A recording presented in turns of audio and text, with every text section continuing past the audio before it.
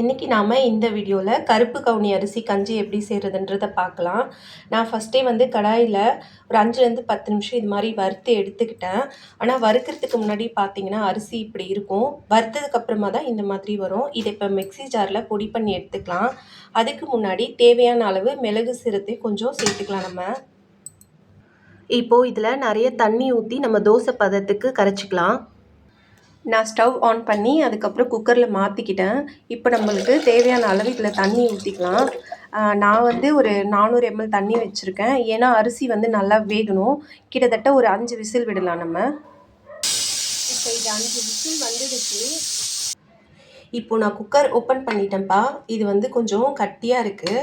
உங்களுக்கு வந்து கட்டியாக வேணும்னா நீங்கள் இப்படியே யூஸ் பண்ணலாம். அப்படின்னா இன்னும் கொஞ்சம் சுடு தண்ணி இதில் சேர்த்துக்கலாம்.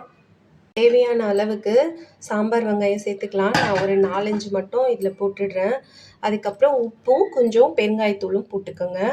வேணும்னா தயிர் சேர்த்து அப்படியே நம்ம சாப்பிட வேண்டியதான். இது எப்படி இருக்குதுன்னு செஞ்சு பார்த்துட்டு எனக்கு கமெண்ட் பண்ணுங்கள் ஃப்ரெண்ட்ஸ். தேங்க்ஸ் ஃபார் வாட்சிங்.